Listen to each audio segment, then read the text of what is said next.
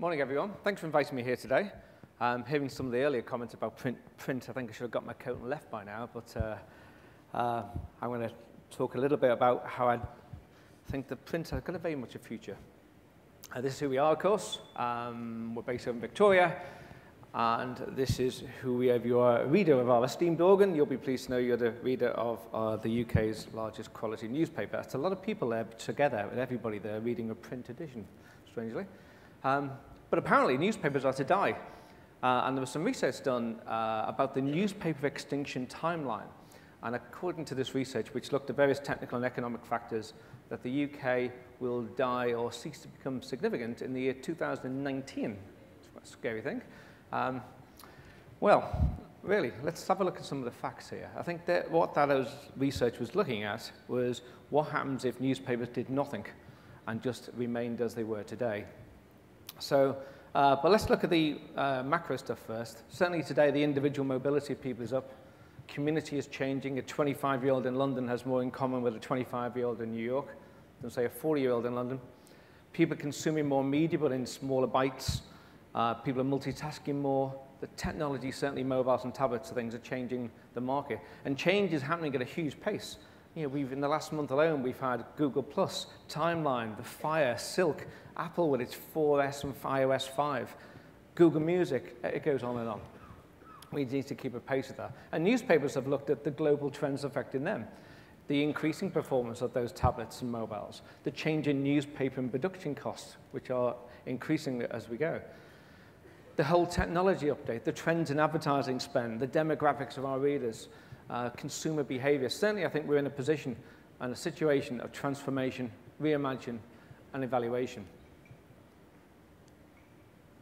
So what we needed to do was put a mobile and tablet strategy in place to do all the things you see on the screen there. Build interaction, collect data, generate new revenue ultimately, and add value to our advertisers and build those bridges to your younger audience. This is just part of an overall digital adoption. Certainly, I don't think we can tackle the death of newspapers in 10 minutes today. But the small part of that, for the moment, is this is how we brought into the new year. We had a free internet site, thanks Daisy for the comments.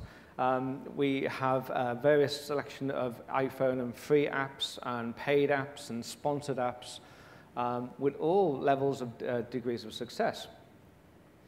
But I suppose the new frontier mobile for us is the iPad, and that's what I want to touch on today. It's true content on the go. And in our case, it's hard to believe the iPad's only been around since the beginning, what, about 18 months or less? It seems like it's been with us for years. But it's certainly core to our future business model. And we put out an app, our news app, in September 2010. We said it was free for a limited period. We had it sponsored by an advertiser.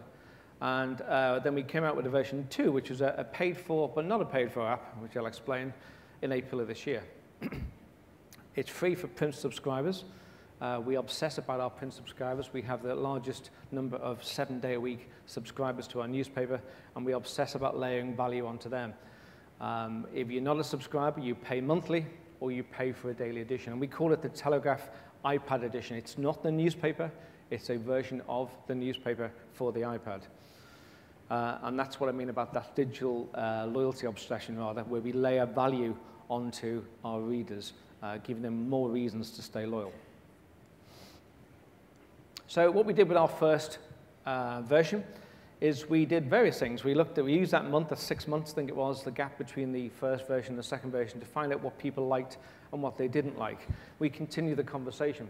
Over half gave us a valid email address to go back to them with. We had our own tech email databases in-house.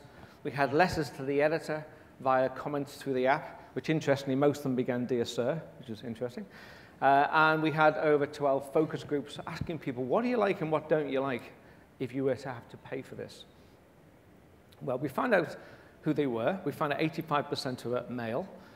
It belongs to the male in the house mainly, though we know the wider household often uses it. And I think the YouGovernment survey this year showed that the rise of 2 iPods per household, we're going to expect to see more female owners and owners emerge. Average age is 51, which is interesting, 7 years younger than the paper on average, 10 years older than telegraph.co.uk, and 18 years older than our mobile audience. 40% over 55, 22% in London, 65% in full-time work. And some of the things they told us they liked, they said they liked the paper's closeness to the newspaper rather than the website, the depth of engagement, the reading experience it offers. They said that real time wasn't important. They would go to the website for that.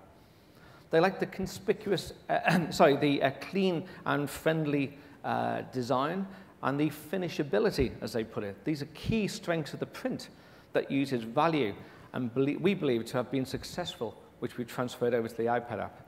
Key content, main sections, users would like to see things like third-tier stories, they told us, those short-form, often quirky news items that are unique to the Telegraph. Interactive infographics, also desirable. Advertising, users prefer the full-page advertising to the more conventional web-style display ads. The full-page ad format also plays its part in distinguishing the app from the website, actively adding to the premium feel. And visuals, we think that these will become increasingly important, although there's no definitive evidence yet. Photography is made for the app, and video will surely become increasingly essential.